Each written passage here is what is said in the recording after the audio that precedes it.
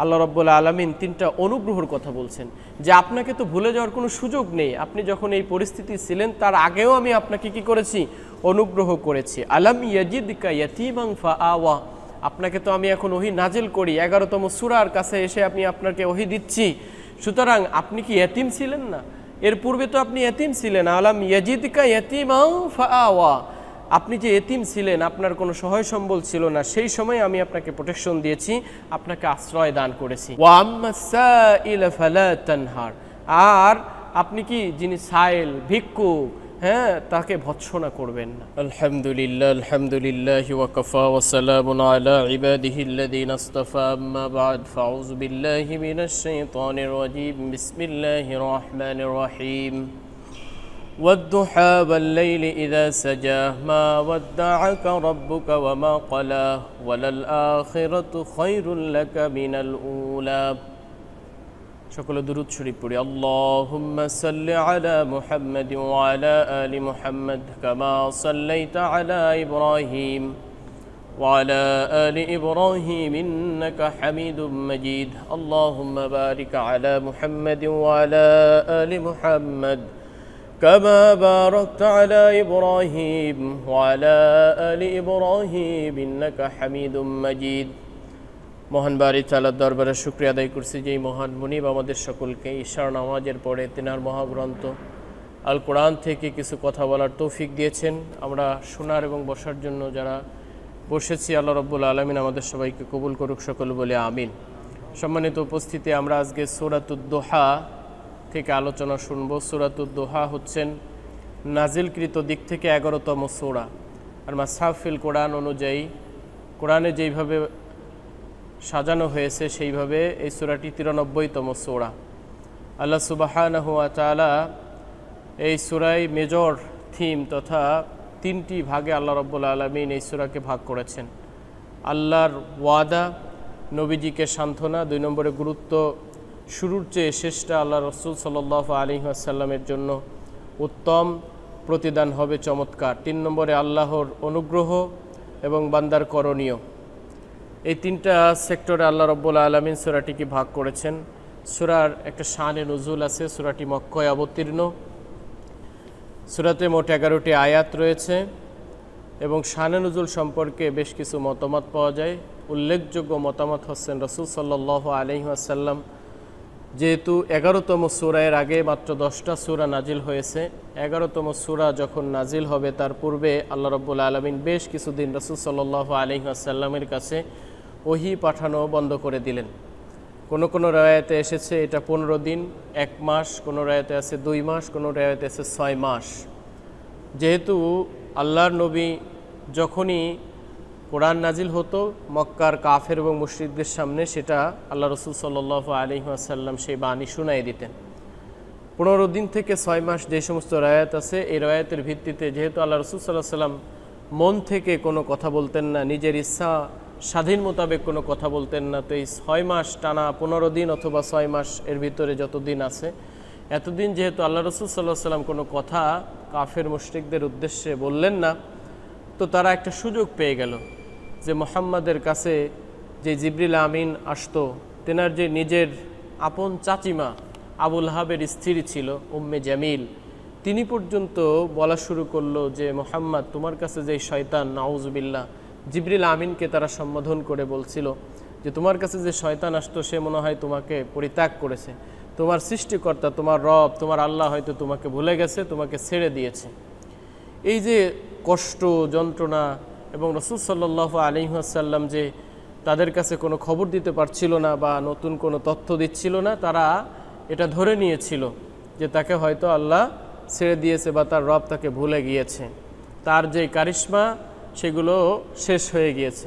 এরকমভাবে বিভিন্নভাবে আল্লাহ রাসূল সাল্লাল্লাহু আলাইহি ওয়াসাল্লামকে যখন তিরস্কার ভৎসনা করতে শুরু করলো, তখন আল্লাহ রাব্বুল আলামিন এই সূরাটি নাজিল করলেন এবং রাসূল সাল্লাল্লাহু আলাইহি ওয়াসাল্লামকে সান্ত্বনা দিলেন এবং মক্কার কাফের এবং মুশরিকরা যারা আল্লাহ রাসূল সাল্লাল্লাহু আলাইহি ওয়াসাল্লামকে নিয়ে বিভিন্ন বাজে মন্তব্য করছিল, সেগুলো থেকে আল্লাহ রাসূলকে মুক্তি দিলেন। প্রিয় উপস্থিতি, আমরা শুরু করছি ওয়াদ-দুহা ওয়াল-লাইলি ইযা সাজা। শপথ পূর্বাহ্নের, উজ্জ্বল রোদের চিকচিক করে যখন সকালবেলা 9টা থেকে 10টার ভিতরে যে রোদ ওঠে, ওয়াদ্দুহা, এই রোদকে আল্লাহ রাব্বুল আলামিন দুহা বলছেন। ওয়াল্লাইলি ইজা সাজা, এবং শপথ রাতের যখন সেটা নিঝুম হয়। মা ওয়াদ্দাআকা রব্বুকা ওয়া মা ক্বালা, তোমার রব তোমাকে পরিত্যাগ করেননি। ওমা ক্বালা, এবং তোমার পরে কোনো বিরূপ হননি, অর্থাৎ রাগান্বিত হননি। ওয়ালাল আখিরাতু খায়রুল লাকা মিনাল উলা, অবশ্যই তোমার জন্য খয়রুন, উত্তম হচ্ছে পূর্বের থেকে পরবর্তী, অর্থাৎ অতীত থেকে ভবিষ্যতে তোমার জন্য শ্রেয়। ওয়ালা সাউফা ইউতিকা রাব্বুকা ফাতারদা, আর আল্লাহ রাব্বুল আলামিন তোমাকে অচিরেই এত কিছু দিবেন যে তুমি শান্তি সন্তুষ্ট হয়ে যাবে। ফাতারদা, এরপর আল্লাহ বলছেন আলাম ইয়াজিদকা ইয়াতীমান ফাআওয়া, আমি কি তোমাকে এতিম পাইনি এবং এতিম পাওয়ার পরে তোমাকে আমি আশ্রয় দান করিনি। ওয়াজাদাকা দাল্লান ফাহাদা, এবং তোমাকে আমি পথ সম্পর্কে অনবহিত অনভিজ্ঞ ব্যক্তি হিসাবে পেয়েছিলাম, এরপরে আমি তোমাকে পথের দিশা দিয়েছি। ওয়াজাদাকা আইলান ফাগনা, এবং আমি তোমাকে পেয়েছি কি দারিদ্র অবস্থায়, তারপরে আমি তোমাকে কি করেছি, সচ্ছল করেছি। ফা আম্মাল ইয়াতীমা ফালা তাকহার, সুতরাং তুমি এতিমকে ধমক দেবে না। ও আম্মা সাইলা ফালা তানহার, ভিক্ষুককে কোনো সময় তার সঙ্গে রূঢ় আচরণ করবে না। ও আম্মা বিনিআমাতি রব্বিকা ফাহাদ্দিস, তুমি তোমার রবের অনুগ্রহের কথা ব্যক্ত করতে থাকো। এটা হচ্ছেন সরল অনুবাদ। প্রিয় উপস্থিতি, আল্লাহ রাব্বুল আলামিন প্রথমে দুইটা বিষয়ের উপরে কসম করেছেন। এই সূরাটা প্রথম দুইটি আয়াতে শপথ করেছেন, এরপরে তিনটি আয়াতে আল্লাহ রাব্বুল আলামিন আল্লাহ রসুল সাল্লাল্লাহু আলাইহি ওয়াসাল্লামকে সুসংবাদ দিয়েছেন। এরপরে তিনটি আয়াতে আল্লাহ রসুলের প্রতি যে আল্লাহ রাব্বুল আলামিন অনুগ্রহ কথা বলেছেন সেই বিষয়ে তিনটি আয়াত এনেছেন। এরপরে সর্বশেষ তিনটি আয়াতে আল্লাহ রাব্বুল আলামিন রসুল সাল্লাল্লাহু আলাইহি ওয়াসাল্লামের কি কর্ম মিশন, কি কর্ম হবে সেইটার ব্যাপারে আলোকপাত করেছেন। তো অদ্দুহা, শপথ সকালবেলার উজ্জ্বল রৌদ্রের, যেটা 9টা থেকে 10টা বা সূর্য যখন সকাল থেকে একটু দ্বারা রোদ উঠে যে চিকচিক করে সুন্দর ঝলমলে আলো যখন বের হয়, সেই রোদের আল্লাহ রাব্বুল আলামিন শপথ করছেন। ওয়াল্লাইলি ইজা সাজা, এবং শপথ রাতের যেটা নিঝুম হয়, এটা দিয়ে আল্লাহ রাব্বুল আলামিন বোঝাতে চেয়েছেন যে যেরকমভাবে রাতের পরে দিন আসে, ঠিক অনুরূপভাবে দিনের পরে আবার রাত আসে। সুতরাং আপনার কাছে ওহী আসা বা না আসা এটা অবশ্যই গুরুত্বপূর্ণ। তার মানে এই নয় যে আমি আপনার কাছে যখন ওহী আসছে, ওহী আসা বন্ধ হয়ে গিয়েছে, তার মানে আপনার স্রষ্টা আপনাকে ভুলে গেছে, এমনটা নয়। মা ওয়াদ্দাআকা রাব্বুকা ওয়া মা ক্বালা, অবশ্যই মা ওয়াদ্দাআকা, আপনাকে আপনার রব কি করেননি, পরিত্যাগ করেননি, ছেড়ে দেননি। ওয়া মা ক্বালা, এবং আপনার প্রতি কোনোরূপ বিরূপ হননি, কোনোরূপ অসন্তুষ্ট হননি, যে অসন্তুষ্টির কারণে আপনার রব আপনাকে ছেড়ে যাবে, এমনটা নয়। আল্লাহ রসুল সাল্লাল্লাহু আলাইহি ওয়াসাল্লাম, যেহেতু এই সূরাটা 11তম সূরা এবং ওহী নাজিলের ভারত্ব, ওহী নাজিলের যে এত ভারত্ব ছিল যে প্রতিনিয়ত যদি প্রতিদিন আল্লাহ রসুল সাল্লাল্লাহু আলাইহি ওয়াসাল্লামের উপরে ওহী নাজিল হতো, তো ওহী নাজিল হওয়াটা রাসূলের জন্য খুব কষ্টদায়ক হতো। যেহেতু প্রথম দিকে ওহী আসবে, বন্ধ হবে, আল্লাহ রসুল সাল্লাল্লাহু আলাইহি ওয়াসাল্লাম যেহেতু অভ্যস্ত হয়ে ওঠে, এই কারণে আল্লাহ রাব্বুল আলামিন কিছুদিন কি করেছিলেন, ওহী আসা বা ওহী নিয়ে আসাকে বন্ধ করে রেখেছিলেন। কেননা আল্লাহ রাব্বুল আলামিন বলেছেন, ওয়ালাউ আনজালনা হাযাল কুরআন আলা জাবালিল লারাআইতাহু খাশিআম মুতাসাদ্দিআম মিন খাশিয়াতিল্লাহ, যে আমি যদি এই কোরআনকে পাহাড়ের উপরে অবতীর্ণ করতাম তো পাহাড় কি হয়ে যেত, ফেটে চৌচির হয়ে যেত। যে কোরআনের এত ভারত্ব, কোরআনের এত ওজন, এ ওয়েট পাহাড় পর্যন্ত নিতে পারবে না। রাসূল সাল্লাল্লাহু আলাইহি ওয়াসাল্লামের উপরে যখন ঘোড়ার উপরে রয়েছে, তো ঘোড়া উটের উপরে রয়েছে, তো উটের উপরে থাকা অবস্থায় রাসূলের উপরে যখন ওহী অবতীর্ণ হয়েছে, তো উট মাটিতে বসে পড়েছে। কোরআনের ওহীর এত ভারত্ব বা এত ওয়েট যে উট পর্যন্ত মাটিতে বালুময় মরুভূমির উপরে বসে পড়েছে। এক সাহাবীর রানের উপরে আল্লাহ রসুল সাল্লাল্লাহু আলাইহি ওয়াসাল্লাম মাথা দিয়ে শুয়ে আছে, এমত অবস্থায় রসুলের কাছে যখন ওহী এসেছে, তো ওই সাহাবী পর্যন্ত ঘর্মাক্ত হয়ে গেছে। যে অর্থাৎ ওহী আসাটা রসুলের জন্য এতটা বেশি কষ্টদায়ক ছিল, অর্থাৎ ওহীর যে ওয়েট, কোরআনের যে ভারত্ব, এটা যখন আসতো রসুল সাল্লাল্লাহু আলাইহি ওয়াসাল্লামের উপর অনেক কষ্ট হতো। তো এইটা একাধারে যদি আসে তাহলে আল্লাহর রসুলের জন্য অনেক কষ্ট হয়ে যায়, হাবিবুল্লাহর জন্য অনেক কষ্ট হয়ে যায়, জন্য কিছু সময় বিরত রেখেছেন, আবার ওহী এসেছে। এইভাবে আল্লাহ রসুল সাল্লাল্লাহু আলাইহি ওয়াসাল্লামকে আল্লাহ রাব্বুল আলামিন কি করেছেন, ওহী আশাটাকে তার জন্য অভ্যাসে পরিণত করে দিয়েছেন। এরপর আল্লাহ রসুলের জন্য আল্লাহ রাব্বুল আলামিন বলতেছেন যে কাফের মুশরিকরা যেই কথা বলে আপনাকে কষ্ট দেয়, আপনার কষ্ট পাওয়ার কোনো দরকার নেই। মা ওয়াদ্দাআকা রাব্বুকা ওয়া মা ক্বালা, আপনার রব আপনাকে পরিত্যাগ করেননি এবং আপনার উপরে কোনো রূপ বিরূপ হননি, অসন্তুষ্টও হননি। আর এটা হওয়া সম্ভবই না। ওয়ালাল আখিরাতু খায়রুল লাকা মিনাল উলা, আর আপনার জন্য আখেরাত তথা পরকাল ছেড়েও মিনাল উলা পূর্ববর্তী সময়, অর্থাৎ আখেরাত আপনার জন্য এই দুনিয়া থেকে অনেক বেশি কল্যাণকর। আর আপনাকে আমি আল্লাহ ভুলে যাব এটা কখনোই হতে পারে না। ওয়ালা সাউফা, অচিরেই খুব দ্রুতই ইউতিকা, আমি আপনাকে এত বেশি দান করব, রব্বুকা, যে তোমার রব তোমাকে এত বেশি দিবে যে ফাতারদা, তুমি সন্তুষ্ট হয়ে যাবে। প্রিয় উপস্থিতি, এই তাফসিরের ভিতরে বিভিন্ন ব্যাপারে তাফসির করেছেন মুফাসসিরিন ইকরাম যে রাসূল সাল্লাল্লাহু আলাইহি ওয়াসাল্লামকে আল্লাহ রাব্বুল আলামিন কত দিয়েছেন। কাফের মুশরিকরা যখন এরকম পরিস্থিতি করেছে, আল্লাহ রাসূল সাল্লাল্লাহু আলাইহি ওয়াসাল্লামকে উৎখাত করা শুরু করেছে, যখনই আল্লাহ রাসূল সাল্লাল্লাহু আলাইহি ওয়াসাল্লাম তার মায়ের গর্ভে তখন পিতা মরেছে, পিতা মারা যাওয়ার সাথে সাথে আল্লাহ রসুল সাল্লাল্লাহু আলাইহি ওয়াসাল্লামের জন্য তার দাদা অভিভাবক সাব্যস্ত হয়েছে। দাদার পরে আল্লাহ রসুলের জন্য আবু তালেব, তিনার চাচা অভিভাবক সাব্যস্ত হয়েছে, এবং তিনার চাচা এত বেশি প্রোটেকশন দিয়েছে যে তার নিজের সন্তান থেকে আল্লাহ রসুল সাল্লাল্লাহু আলাইহি ওয়াসাল্লাম বেশি প্রোটেকশন দিয়েছে। এইভাবে আল্লাহ রাব্বুল আলামিন রসুল সাল্লাল্লাহু আলাইহি ওয়াসাল্লামের জন্য এরকম চমৎকার ব্যবস্থাপনা তৈরি করেছেন। এরপরে যখন তিনি দাওয়াত দেওয়া শুরু করেছেন, কাফের মুশরিকরা যখন বিরোধিতা শুরু করেছে, আল্লাহ রাব্বুল আলামিনের কাছে রাসূল সাল্লাল্লাহু আলাইহি ওয়াসাল্লাম দোয়া করেছেন, আল্লাহ হয় আপনি কি করেন, উমারকে অথবা আবু জাহেলকে ইসলামের জন্য কবুল করেন। আল্লাহ রাব্বুল আলামিন রাসূল সাল্লাল্লাহু আলাইহি ওয়াসাল্লামের দোয়া কবুল করেছেন, এবং উমার রাদিয়াল্লাহু তাআলা আনহু তরবারি নিয়ে আল্লাহ রাসূলের কাছে যখন হাজির হচ্ছে, সাহাবী আজমাইন বলতেছে যারা ইসলাম কবুল করেছে ততক্ষণে বলতেছে রাসূল সাল্লাল্লাহু আলাইহি ওয়াসাল্লাম আপনি একটু কি করেন, গোপনে সরে যান, উমার তরবারে নিয়ে আসতেছে, কোনো দুর্ঘটনা ঘটে যেতে পারে। আল্লাহ রসুল বললেন যে না, আমি আল্লাহর কাছে দোয়া করেছি, আমার মন বলতেছে যে সে ইসলাম কবুল করবে। আল্লাহ রসুলের কাছে এসে হযরত উমর ফারুক রাদিয়াল্লাহু তাআলা আনহু ইসলাম কবুল করলেন। এই যে আল্লাহ রসুল সাল্লাল্লাহু আলাইহি ওয়াসাল্লামকে আল্লাহ রাব্বুল আলামিন বলতেছেন ওয়ালা সাউফা ইউতিকা রাব্বুকা ফাতারদা, আমি তোমার জন্য এত কিছু দিব যে তুমি সন্তুষ্ট হয়ে যাবে। ইসলাম প্রচারের জন্য হযরত উমর ফারুক রাদিয়াল্লাহু তাআলা আনহু ইসলাম কবুল করার পরে প্রকাশ্যে আল্লাহ রাসূল সাল্লাল্লাহু আলাইহি ওয়াসাল্লাম ইসলামের দাওয়াত দেওয়া শুরু করলেন। এরকমভাবে শুরু থেকে শেষ পর্যন্ত আল্লাহ রসুল সাল্লাল্লাহু আলাইহি ওয়াসাল্লামের জন্য এত কিছু আল্লাহ রাব্বুল আলামিন দিয়েছেন। এরপরে আল্লাহ রসুল সাল্লাল্লাহু আলাইহি ওয়াসাল্লাম যখন মক্কায় ছিলেন, তখন তিনি মক্কায় নামাজ পড়তেন বাইতুল মুকাদ্দাসের দিকে মুখ ফিরিয়ে, কিন্তু কাবাকেও তিনি সামনে রাখতেন। কিন্তু 14 বছর 15 বছর পরে যখন তিনি মক্কা থেকে মদিনায় হিজরত করলেন, তখন আর কাবাকে সামনে নিয়ে তিনি নামাজ পড়তে পারছিলেন না। তো মনের ভিতরে একটা বাসনা ছিল যে আমার জন্মস্থান এবং মক্কার দিকে যদি ফিরে নামাজ পড়তে পারতাম, এটা তিনার ভালো লাগা, এবং বারবার তিনি নামাজ পড়ে আকাশের দিকে মুখ উঠাইতেন, চেহারা তুলতেন। আল্লাহ রাব্বুল আলামিন 14 এবং 15 মাস এটা দেখেছেন। এরপরে আল্লাহর রাসূল সাল্লাল্লাহু আলাইহি ওয়াসাল্লামের চাওয়া মনের বাসনা অনুযায়ী তিনি আয়াত নাজিল করেছেন, কদ নারা তাকাল্লুবা ওয়াজহিকা ফিস সামাই, হে নবী আপনি যে বারবার আকাশের দিকে চেহারা উত্তোলন করেন এটা আমি দেখি, সুতরাং আপনার জন্য আজকের থেকে মক্কাকে কিবলা করে দেওয়া হলো, আপনি মক্কার দিকে ফিরে নামাজ পড়েন।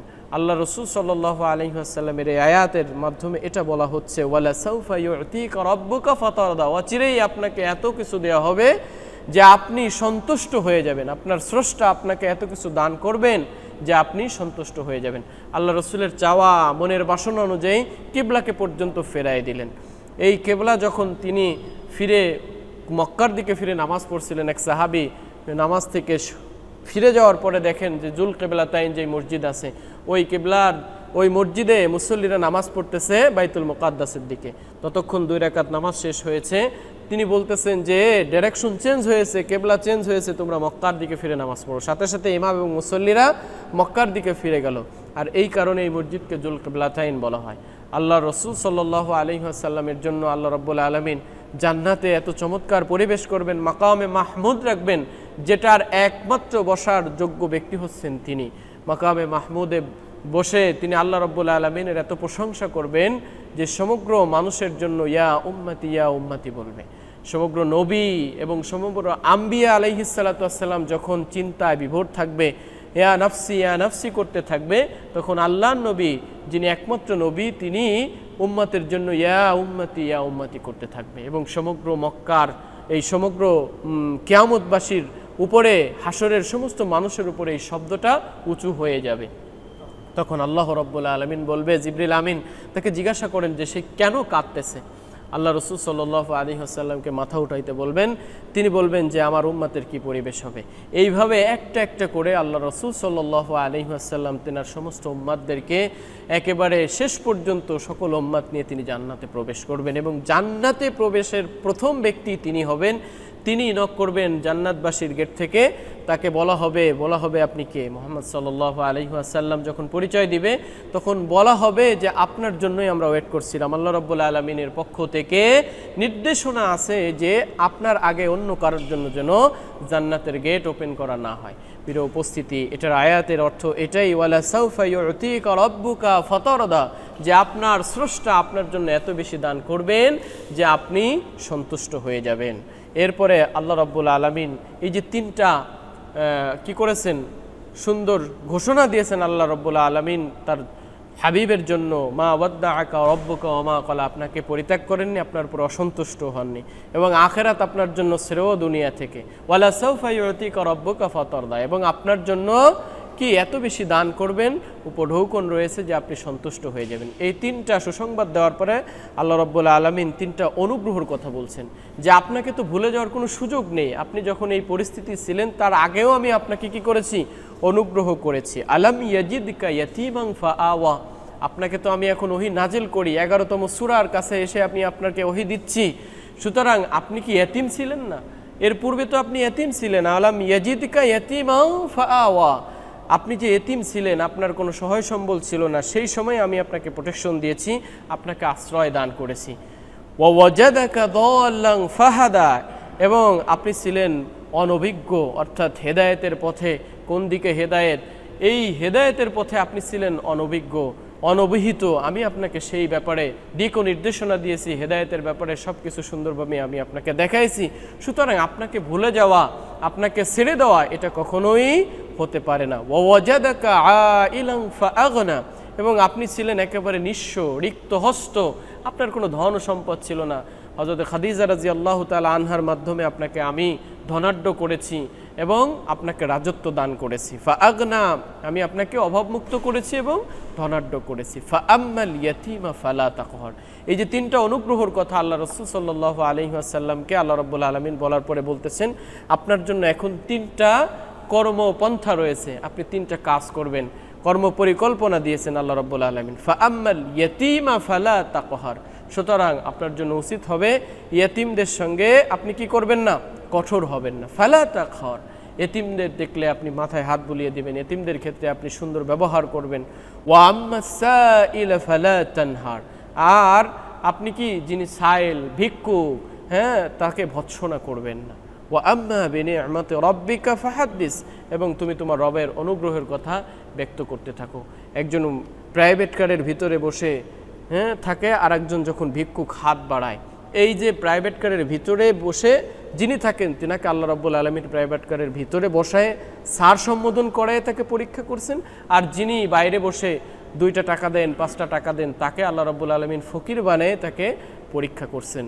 সুতরাং প্রিয় উপস্থিতি, এইখান থেকে এই তিনটা কাজ, ফাআম্মাল ইয়াতীমা ফালা তাকহার, আল্লাহর নবী তো কখনোই এতিমদের সঙ্গে খারাপ আচরণ, রৌঢ় আচরণ, কঠোর ব্যবহার তিনি করেননি। অর্থাৎ রাসূল সাল্লাল্লাহু আলাইহি ওয়াসাল্লামের মাধ্যমে উম্মতদেরকে আল্লাহ রাব্বুল আলামিন শিক্ষা দিচ্ছেন, এতিমের সঙ্গে কখনোই রৌঢ় আচরণ করা যাবে না, ভিক্ষুকদের সঙ্গে কখনোই ভৎসনা করা যাবে না। যতটুক পারবেন ততটুক দিতে হবে, সামর্থ্য অনুযায়ী তাকে দিতে হবে। যদি সামর্থ্য না থাকে তার সঙ্গে সুন্দর ব্যবহারের মাধ্যমে তাকে বিদায় করে দিতে হবে। ওয়া আম্মা বিনিআমাতি রাব্বিকা ফাহাদ্দিস, এবং সর্বোপরি তুমি তোমার রবের অনুগ্রহের কথা ব্যক্ত করতে থাকবে।